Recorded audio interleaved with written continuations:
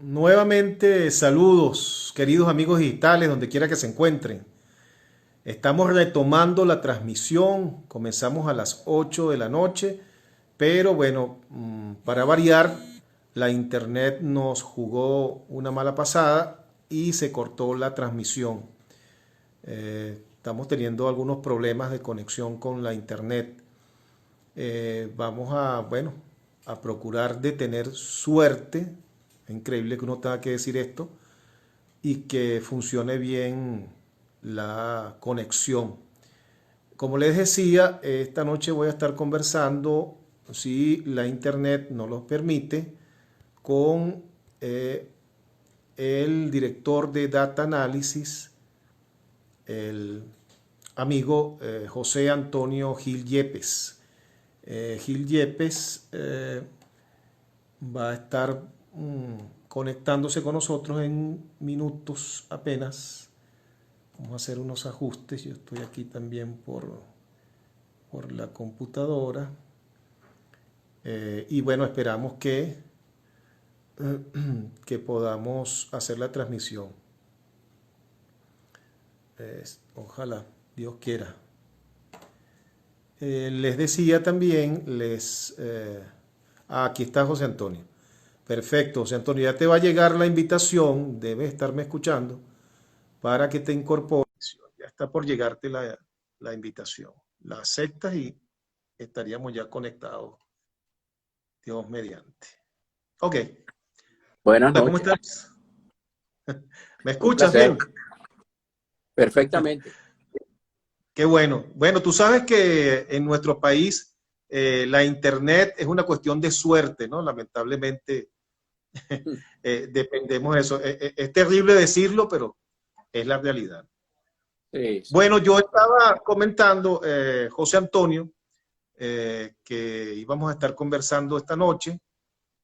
A José Antonio, bueno, además las presentaciones, director de Data Analysis, analista político, articulista, y con él queremos seguir este ciclo de programas especiales que hemos venido haciendo en el portal informativo del Reporte Global para entender, tratar de aproximarnos, de entender la situación país en la que estamos.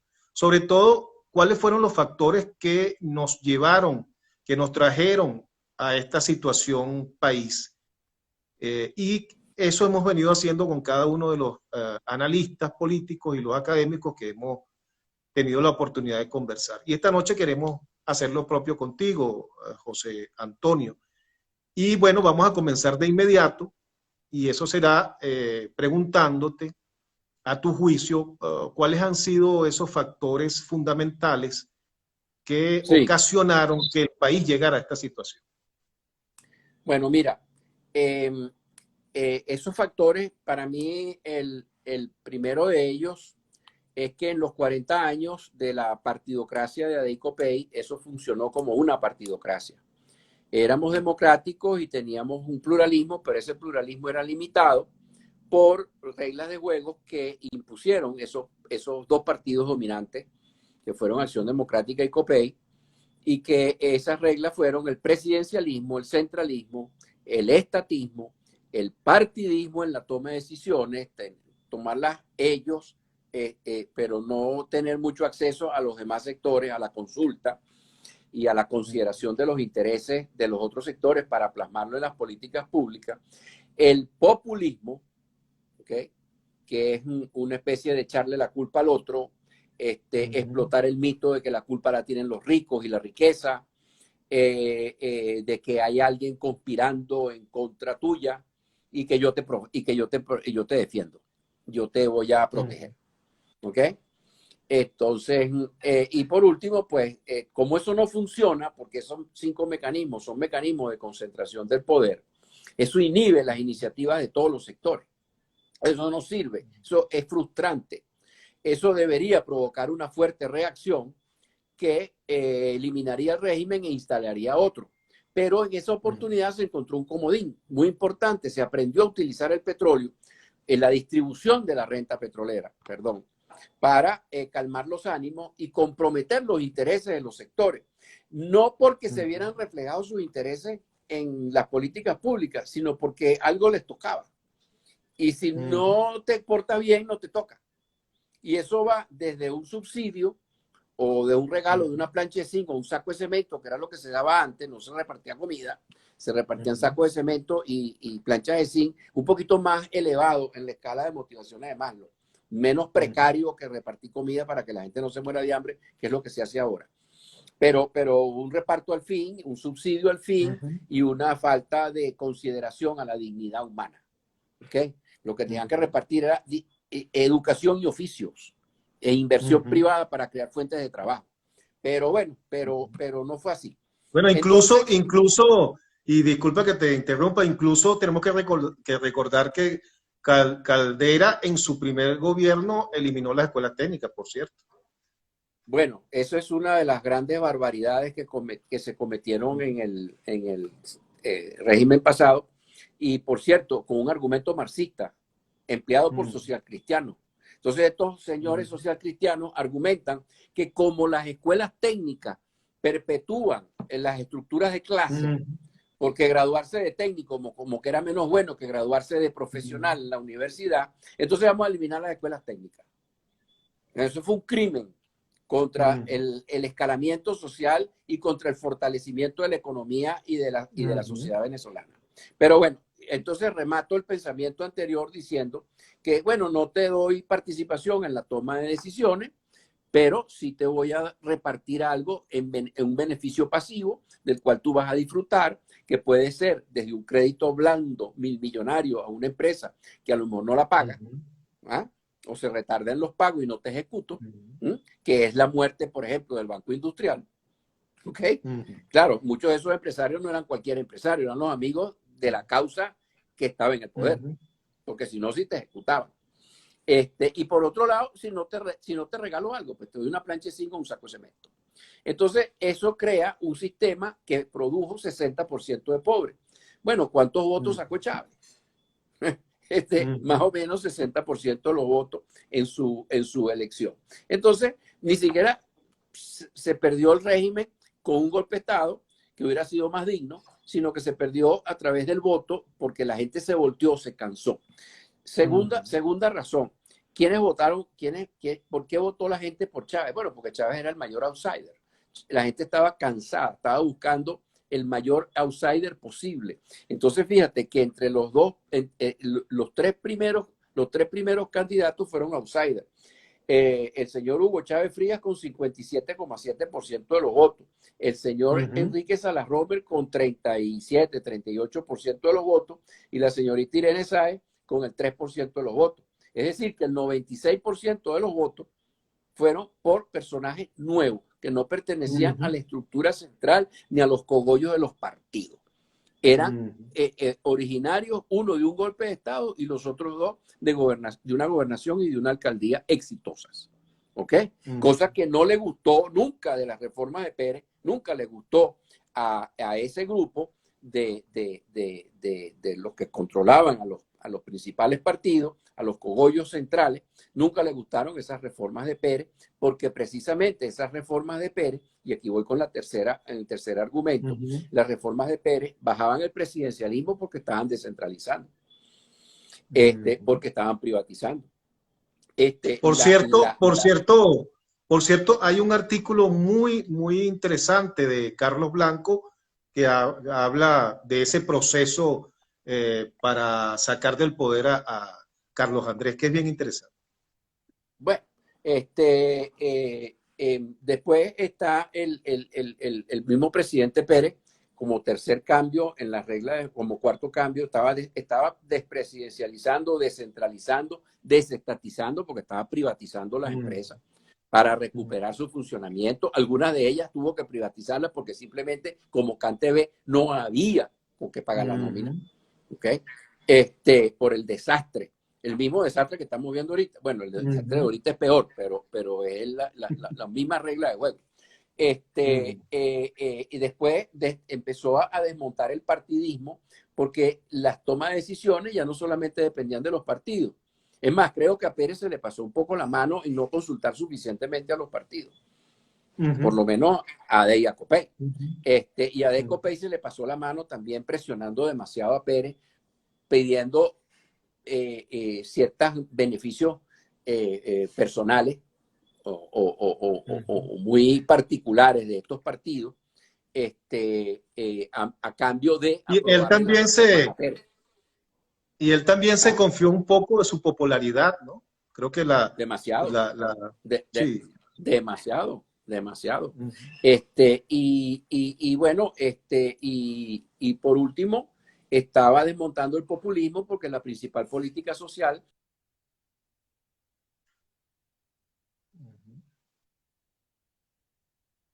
convirtiendo en el empleo privado. Encontrar un trabajo era la principal fuente de trabajo, de apoyo social. Y sí se retrasó la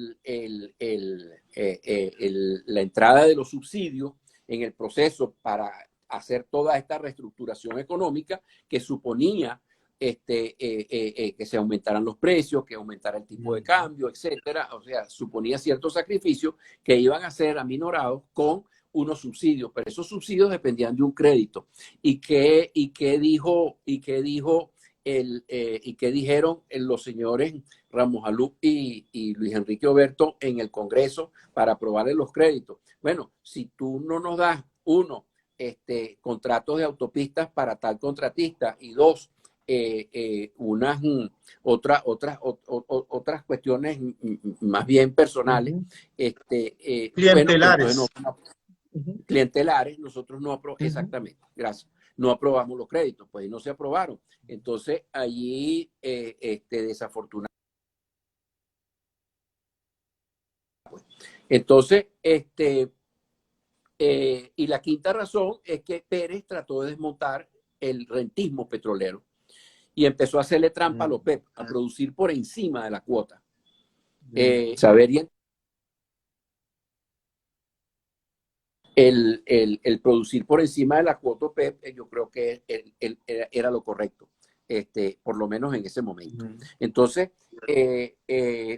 desmontando todo el modelo que existía, bueno, pues entonces en los partidos Acción Democrática, COPEI y desafortunadamente algunos notables, la emprendieron contra Pérez y lograron, argumentando cosas sin fundamento, como el entorno de Pérez o la corrupción de Pérez o el tema de la partida secreta, de los 60 millones de dólares de la partida secreta. Todo el mundo sabía que los 60 millones de dólares se lo había dado Pérez a la señora Violeta Chamorro para que montara un anillo de seguridad para protegerse en contra de los bárbaros de los Ortega, que después que regresaron al poder más nunca lo entregaron. Entonces, bueno, pues entonces estos señores de Ade Copey se dedicaron a hacerle la vida imposible a Pérez y lo sacaron. Y por último, bueno, está el engaño de Chávez como cuarta razón para llegar a donde hemos llegado. José, ¿sería que los amos del Valle, los famosos amos del Valle, Herrera Luque, se perdieron la brújula y creyeron que Chávez era alguien moldeable, manejable, y por eso quizás lo apoyaron? Mira, yo no tengo tanta información como con nombre y apellido para saber quiénes creyeron que podían meterse a Chávez en una avioneta con una mujer, una botella de champaña y bueno, y listo, pues, como que si fuera Cipriano Castro, pues.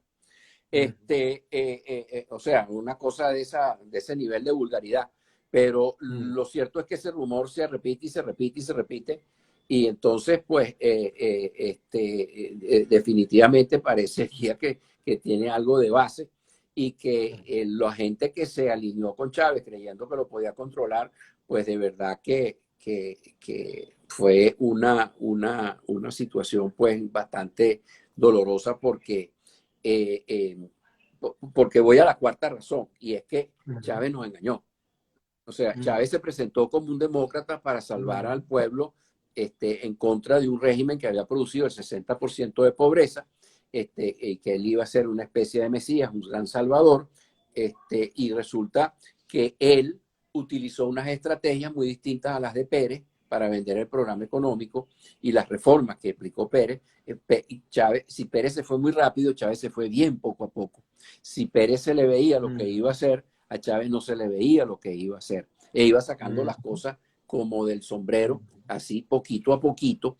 Y recuérdate, tratando de polarizar a toda la sociedad venezolana y tratando de entrar en conflicto con unos sectores, con los diversos sectores, y los iba escogiendo uno a uno, los agredía 2 pasos adelante y después retrocedía 1 paso para atrás. Después retomaba el pleito con otro sector, 2 pasos adelante, 1 para atrás. Después retomaba el pleito con otro sector, después le empezaba a dar la vuelta otra vez al círculo.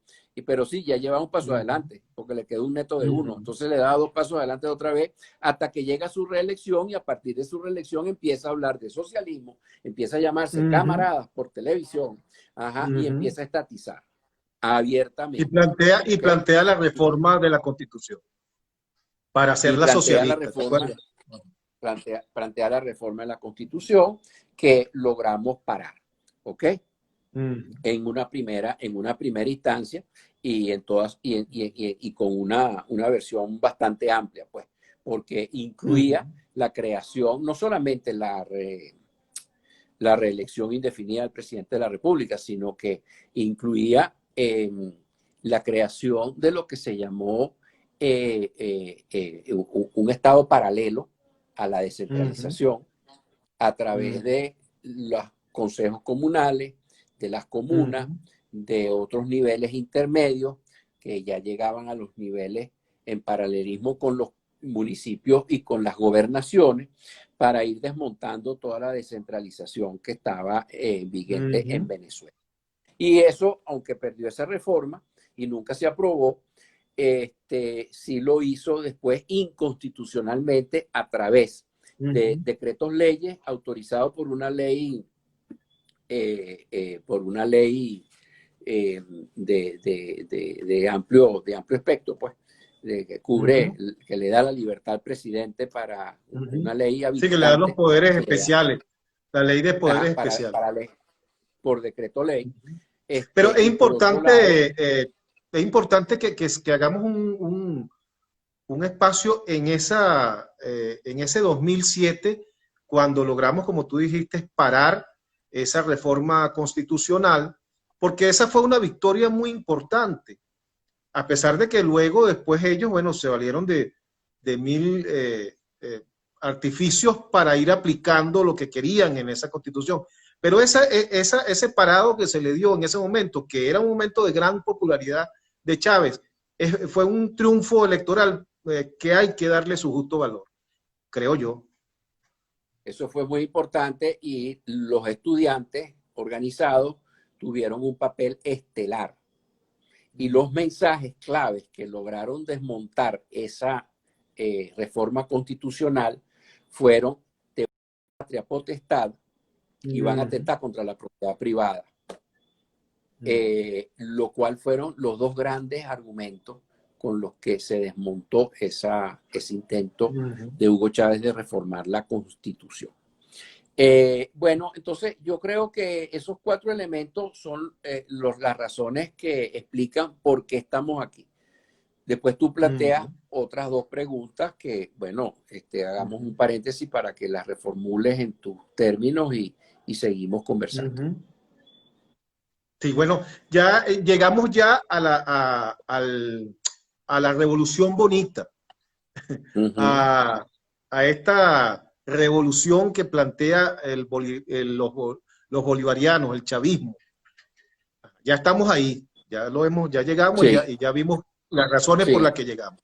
Ahora fíjate, si no es menos cierto que hemos tenido enfrente la oposición a un gobierno, régimen, como se le quiera llamar, autocrático, con tendencia totalitaria, como dice el profesor Magdaleno, y que no es fácil enfrentar este tipo de regímenes. No es menos cierto también que el lado opositor, la dirigencia de las oposiciones, desde la Coordinadora Democrática hasta la actualidad, que el G4 o G3 o G2, ya no sé en qué eje están, ha cometido unas cuantas pifias. ¿A qué se debe o qué crees tú que ha influido principalmente para que las oposiciones o la oposición en general en estos 20 años no haya logrado acceder al poder? Aunque, claro, al principio del gobierno de Chávez, Chávez contó con gran popularidad y ganó los procesos electorales, pero eso se revirtió luego y hoy día tenemos un gran porcentaje, que tú de esos evidentemente sabes más que yo, de opositores a este gobierno. ¿Cuáles han sido esos factores, a tu juicio, que no han permitido que la oposición llegue al poder? Mira, creo que también son cuatro. Mira, lo primero es no entender al adversario. O sea, este no era un adversario común. Este es un adversario de verdad de marca mayor.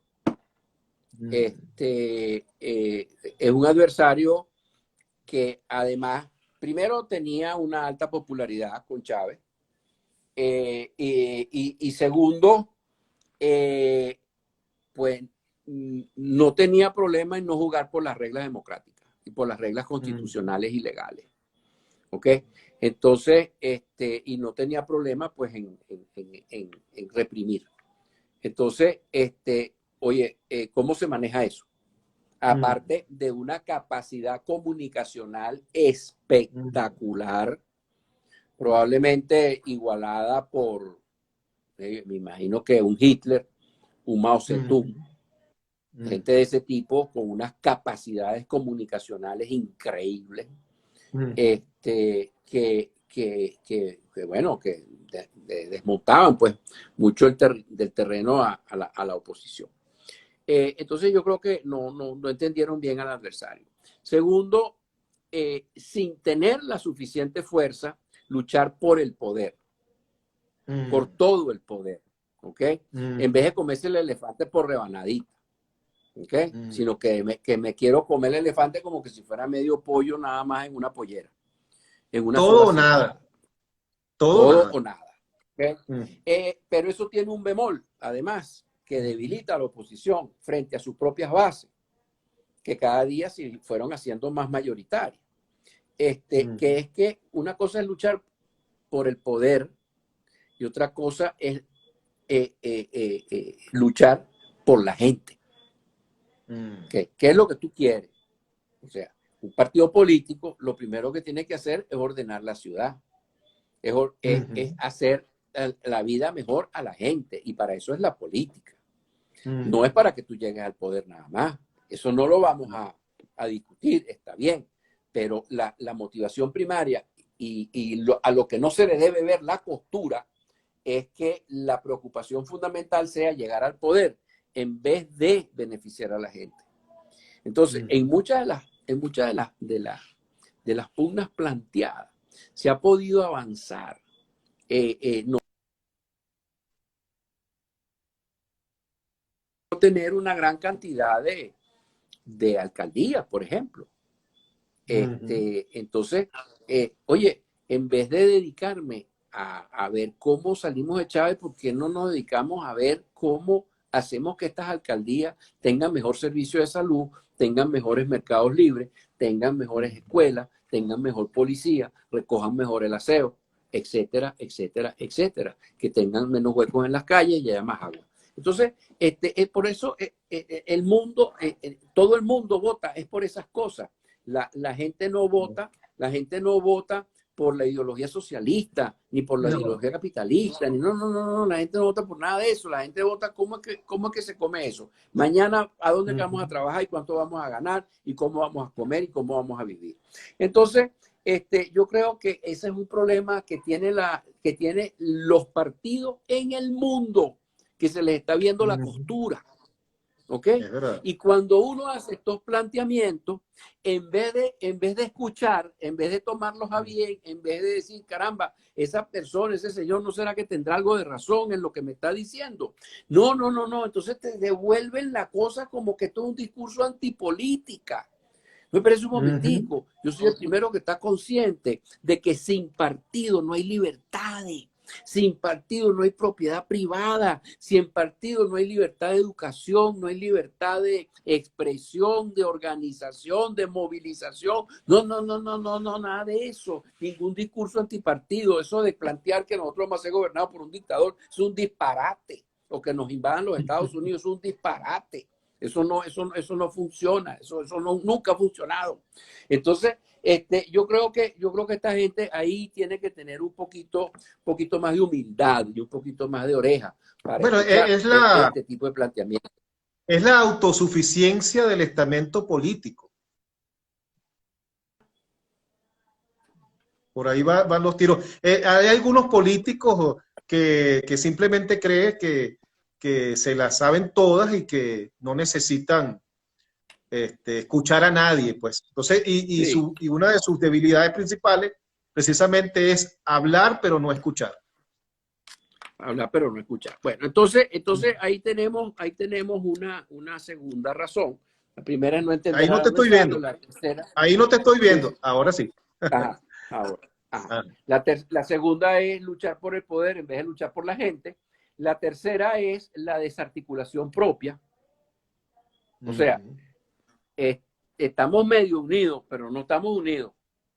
Porque estamos medio unidos porque estamos en contra de Chávez, el chavismo o Maduro. Pero no está unido a la hora de que, oye, el que tiene la mejor oportunidad es fulano, bueno, vamos a apoyar a fulano. Ajá. Entonces, ahí tienes cosas como lo que yo considero que sigue siendo un error, no ir a votar en el 2018. En donde la elección, si tuvieras un candidato unitario y lo hubieras apoyado, le hubieras hecho su campaña y defendido los votos, ¿okay? Como si se hizo en el 2015 con los diputados, espectacularmente bien hecho. Y con el mismo CNE, CNE y con la misma ventaja del chavismo. Ajá, pero triunfo apoteósico. Y lo más triste de esto. Esa elección se ganaba 80-20. Bueno, fíjate.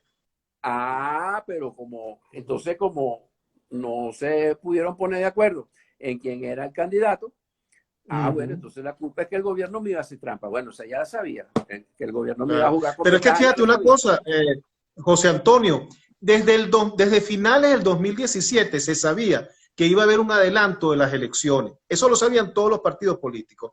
O sea, tuvieron tiempo de hacer si querían primarias, si era la vía u otra forma de elegir a un candidato único y unitario y enfrentarse al gobierno. Simplemente no quisieron hacerlo y optaron por la abstención. Bueno, me acuerdo que yo pasaba Twitter en octubre y en noviembre. Ya es hora de que los partidos de oposición hayan escogido y estén mostrando a un candidato único con apoyo, con un mensaje, con un programa palatable para la gente. Pero mira, llegamos a abril y no pasó nada. Entonces, ahí se desperdició un 80-20. Y el cuarto elemento es la desarticulación de esos partidos con el resto de la sociedad. ¿Por qué? Porque en cierta forma desconfían del empresariado, desconfían de los trabajadores, desconfían de los estudiantes, desconfían de los profesores universitarios, desconfían de los medios de comunicación. Entonces buscan llegar solos al poder.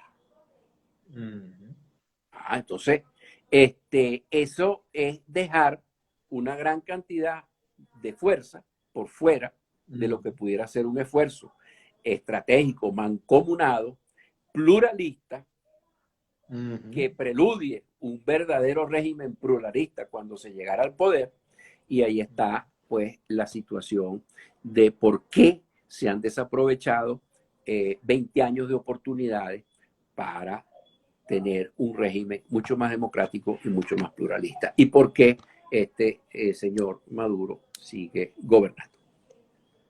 Sí, yo le agregaría, aunque ya tú lo dijiste en una parte, el subestimar al contrario. Todas están en el poder. A quienes detentan el poder. Y eso incluso se ve en lo último que pasó hace poco con el Macutazo.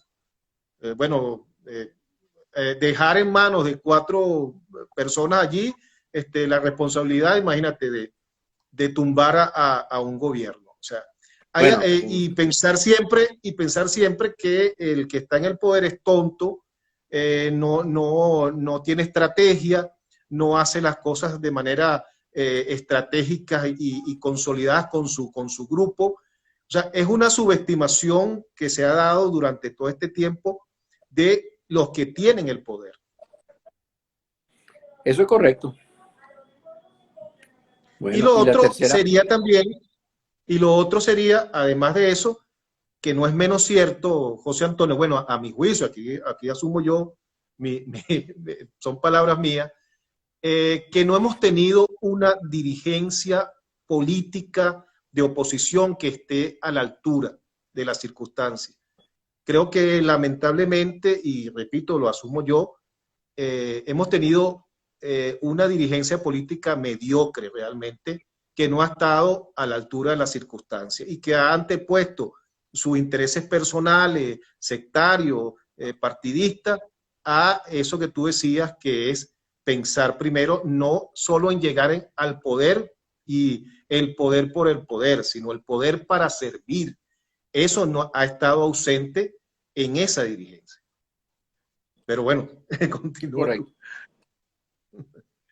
Sí. Bueno, vamos ahora entonces, luego de esta maravillosa síntesis que nos has hecho en tan poco tiempo, y eso es bien complicado, José Antonio, a explorar entonces cuáles serían las alternativas, cuáles son los escenarios que tú observas en el mediano y largo plazo, o incluso en el corto plazo, de posibilidades reales y ciertas de encaminarnos a salir, a superar esta situación y a lograr un cambio del poder, una transición en Venezuela. Fíjate, bueno, mira, yo veo 3 grandes escenarios. Un escenario en el cual el gobierno se queda, ¿okay? Un escenario autoritario de cierto corte rentista, pero se puede tener una variante, que es el modelo chino o vietnamita, en donde China ha sido el milagro económico desde que murió Mao Zedong y se instauró Deng Xiaoping y empezó a incorporar el capitalismo a la economía china, al punto que ya hoy la propiedad privada y el capitalismo están aceptados en la constitución china desde hace muchos años. ¿Ok? Y es el fenómeno mundial económico. Y dentro de los países más modestos, más pequeños, el otro fenómeno mundial de crecimiento y de desarrollo socioeconómico y de bienestar es Vietnam. Un modelo muy parecido a la evolución china. Un modelo ultracomunista con Ho Chi Minh, pero que entendió que tenía que, al igual que China, aceptar el capitalismo, si no se iban a quedar en la pobreza. Bueno, entonces ahí pues cabe esta variante. Entonces, ¿hemos visto algo de eso? Sí. El gobierno el año pasado liberó los precios, ignoró la ley de precios justos. La SUNDE no tenía oficio, ¿ok? Afortunadamente. Liberó el cambio, ¿ok? Dejó que circulara pues abiertamente el dólar. Llegamos a un 41% de las personas que tenían dólares en posesión. Y bajó los aranceles. ¿Y qué logró con eso? La empresa privada puso su plata y reabasteció los anaqueles en un mes. Así es. Desde el principio del año 2019. Como por arte de magia, se llenaron los anaqueles. No, que este país no por sirve, cierto, no, que te van a quitar, por cierto, José Antonio, que eso lo hizo el gobierno haciéndose el suizo, ¿no? Nada oficial. Él dejó que Dejó que la cosa, Nada dejar oficial. pasar, dejar ser. ¿No? Sí, sí, que es uno de los peligros, pues, sin seguridad jurídica. Exacto. Bueno, pero lo hizo. Mm, Entonces, lo que le faltaba a esa reforma era unos gestos que más bien fueran directamente a auspiciar la inversión privada para producir en Venezuela. O sea, porque ujú. una revolución comunista como la revolución chavista no puede ser una revolución que se jacte de tener unos bodegones que están llenos de chucherías importadas, de Milky Así es. Way, Kitty Kat, yo no sé quién, pero eso es una falta de dignidad revolucionaria, pues. Bueno, pero Sí. eso, en eso consistía el parte de la cosa. Ah, sí, pero ¿qué pasó? Ok, nos Bueno, quedan, que nos quedan 8 minutos. Nos quedan 8 minutos. bueno, está bien, Ah, se reactivó el consumo, pero no suficientemente la producción, que sí también se reactivó, porque está el ujú, consumo. Lo que era alimentos por lo menos se reactivó ujú, muchísimo. Y todos los indicadores de Maduro y de su gobierno mejoraron. Pocos puntos, ujú, pero todos mejoraron. Inclusive, ujú, Maduro hace un año perdía una elección contra Juan Guaidó 80-20. Hoy en día la sigue perdiendo y perdiendo feo, 70-30. Ah, pero son 10 puntos ujú, menos. ujú, Ajá. Igual que la evaluación de gestión de Maduro, igual, etc. Pero no entendieron su propio mensaje y no remataron, no están rematando todavía el escenario chino. Hicieron un paso en falso para atrás, huyeron para atrás cuando volvieron a dejar asomar el control de precios, ujú, porque empezaron a hablar de los precios negociados. Negociaron unos ujú, precios que después no se cumplieron, y no se cumplieron no porque la empresa privada los puso por encima de lo que los habían fijado, no, lo pusieron por debajo, porque la gente no tenía plata con que ujú, pagar esos precios, y la empresa privada reaccionó ujú, a la demanda adecuadamente. No había con qué pagar esos ujú, precios, no pagarlos los pusieron por debajo, y así se están vendiendo por debajo de los precios acordados. Entonces, ¿qué le pasa a este ujú, gobierno que no termina de entender que se tiene que entender con el capitalismo igual que lo hicieron los chinos y los vietnamitas? Entonces, bueno, ujú, ese es un escenario ameno, y ahora tenemos afortunadamente la dicha de tener que pagar la gasolina en dólares. ¿Y a quién ujú, le conviene eso? Ah, bueno, a una gente que no cree que le convenga, porque lo han convencido políticamente que no les conviene. Pero ¿quiénes son los ujú. primeros beneficiarios de que se pague la gasolina en dólares? Los que no tienen carro, porque de ahí Por deberían salir los supuesto, sueldos de los maestros, de los médicos y de por las supuesto. enfermeras y de los profesores universitarios. Ah, Ujú, pero nosotros los que tenemos 1, 2, 3 carros, entonces nosotros estamos siendo subsidiados por los ADECO, por los copellanos, por Caldera, por Chávez y ujú. por Maduro, regalándonos la Así es. gasolina de los sueldos que no le pueden pagar los maestros. ¿Cómo va a salir adelante un Ujú, país que no paga a sus profesores, chicos? Entonces, bueno, ujú, pero entonces, afortunadamente, entonces vuelven otra vez y meten un modelo chino ahí, entonces pasamos a la dolarización del precio de la gasolina.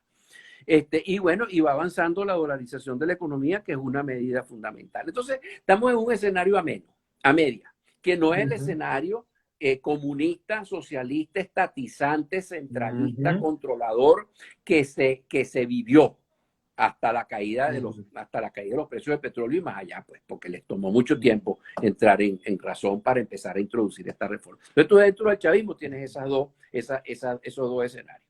Y después estaría el escenario de la partidocracia si los partidos se hubieran unido en el 2018, ujú, hubieran elegido a su candidato 80-20, sin el resto de los sectores. ujú, ¿Ok? ujú, Ahora, si se hubieran unido o si se unieran con el resto de los sectores, pudieran ujú, producir un escenario pluralista, un ujú, escenario un escenario liberal pluralista, en ujú, donde la gente, muchos sectores se vean retratados, porque los partidos, que son los catalizadores políticos por excelencia, no se lo vamos a quitar, pudieran haber provocado una articulación amplia, no solamente de ellos mismos, sino de los diferentes sectores. Oye, y de repente hasta presentarse como un candidato a una elección, cosa que sería rara que lo hicieran, pero que arrasaría. Bueno, ujú, pongan a Lorenzo Mendoza de candidato presidencial y le gana quien quiera 95-5, pues. Perdón, ujú. 90-10. ¿Ok? Para ser un poquito ¿Cuál más es, realista. por cierto, Pero cuál es la realidad de hoy de la aceptación o del rechazo, mejor dicho, del gobierno de Maduro y de la gestión o del gobierno de Guaidó? ¿Cómo es, cuál es real esa? Bueno, ahí te dejo esos cuatro escenarios, ¿ok? Uno chavista con dos variantes, el partidocrático, el de los partidos que hubieran podido llegar al poder el 18, en el 2018, en abril, y un escenario verdaderamente pluralista, ¿ok? Te dejo esos cuatro escenarios. ¿Y cuáles son los números? Bueno, mira, Maduro está en 13% de aprobación de gestión, Juan Guaidó está en 37%, esos son de parte de la oposición y de parte del chavismo, respectivamente, esos son los candidatos o los personajes políticos de mayor ranqueo. Todos los demás en sus respectivos grupos caen por debajo de esos números. Es decir, que en Venezuela en este momento no tiene a ningún dirigente político cuyo neto de aprobación o rechazo sea positivo. Aquí en Venezuela no hay no hay héroe.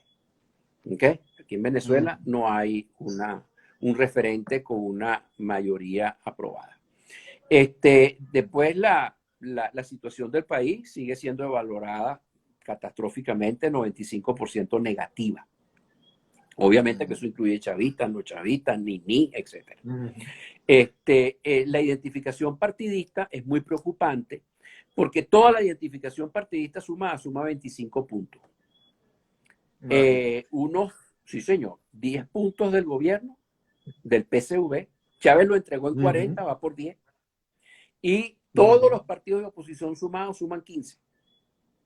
Es decir, que el 75% de los venezolanos no se identifican con ningún partido. Eso es muy peligroso. Muy peligroso.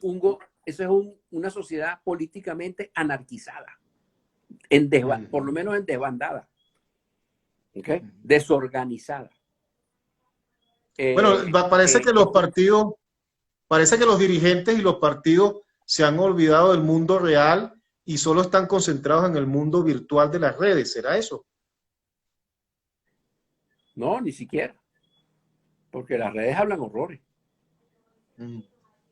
Ni siquiera. Pero ya no patean calle.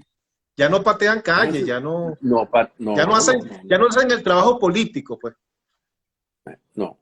Entonces, bueno, y la autodefinición política también pues está muy bajo. Tienen un 24% que se define de yo soy opositor, o sea, la persona dice yo soy opositor. Y del lado del chavismo es un 12% que dice yo soy chavista. Chávez lo dejó en 44%. O sea, el voto duro. El voto duro es 12%. ¿Qué están haciendo los políticos venezolanos con el capital político que pudieran tener y que han derrochado, que no han amasado, que no han logrado capitalizar? De verdad que es una cosa preocupante. Y si nos queda poco tiempo, quiero dar un mensaje. Esto no es un discurso antipartido. Por favor. Esto desafortunadamente son realidades. Y nada más deseable para Venezuela que los partidos se pongan a tono, se conecten otra vez con la gente. Hay que ver lo que era un partido de Acción Democrática con un 30% de identificación partidista el solo, un COPEI con un 20, un 25% de identificación partidista el solo y 15, 20 puntos más identificados con algún partido. Pero tú tenías un 75% de los venezolanos jugando un juego político. Ahorita tienes el 25% de los venezolanos jugando un juego político. La gente no cree en esa política. Entonces, esa política del poder por el poder, de verdad que es muy destructiva y está ocurriendo en el mundo, porque no es un problema. En Venezuela llega a unas dimensiones insólitas, sumamente graves, pero en el mundo está ocurriendo un fenómeno en que los partidos se están ocupando del poder en vez de luchar por la gente. Y eso tiene que cambiarlo. Porque no podemos perder los partidos porque vamos a perder las libertades. Exactamente, así es. La pospandemia. ¿Cómo analiza el escenario nacional pospandemia? Bueno, yo creo que la pandemia se alarga. Fíjate que no hay ni tratamiento ni mucho menos vacunas. Ujú. ¿Ok? Entonces aquí estamos hablando de 1 año o 2 años más. Entonces, ¿qué es lo que tenemos que hacer? Yo creo que es lo primero que hemos debido hacer desde el día 1, no lo que hicieron los gobiernos del mundo. Tú no puedes, en un mundo en donde el 70% es pobre y vive al día, tú no puedes parar la economía. No. Porque es como un iceberg. ¿Qué porcentaje del iceberg es lo que sale por encima del nivel del mar? El 10%. ¿Y qué es lo que está por debajo? El 90%. Entonces, ¿qué es lo que estamos viendo y qué es lo que estamos salvando? Estamos salvando al 10%, ni siquiera al 10%. Estamos salvando al 1%. Y cuidado si menos. De unas enfermedades. ¿Ok? Ajá. Y la procesión que va por dentro es el hambre. La procesión que va por dentro es la desnutrición. Y cuando niños, sobre todo desnutrición, cuando niños no comen las proteínas y los aminoácidos adecuados en los primeros 5 años de vida, quedan sufriendo mentalmente. Y esa es una persona... En el caso de Venezuela, la ONU prevé en los próximos meses y años aproximadamente 9 millones de venezolanos en pobreza extrema, ¿no? Esto es terrible. Bueno, eso es terrible. Y hoy en día, si a Adeyko Pay lo sacaron del poder con 60% de pobres, estos señores han llevado la pobreza al 87%. ¿Okay? Incluyendo Intención del voto. Y la Intención del voto. Pero déjame rematar la idea. Ajá, nosotros desde el primer día hemos debido saber que hasta los 50 años los que van a contraer la enfermedad no llegan al 1%. Perdón, los que se van a morir por haber contraído la enfermedad no llegan al 1%. Y de eso, el 80% de los que se murieron por debajo de eso, de 50 años, son personas que tenían cardiopatía, que tenían esto, que tenían aquello. Entonces, ¿qué era lo que había que hacer? Encerramos a los viejitos, encerramos a la gente de más de 65 años, o se les sugiere abiertamente, señores, mire, mejor se quede en su casa. Y a ese sí se le aplica, quédese en su casa. ¿Ok? Y sobre todo, a todo el que tenga una condición como la diabetes, un problema cardiovascular, etc. Entonces, a eso es lo que tenemos que proteger.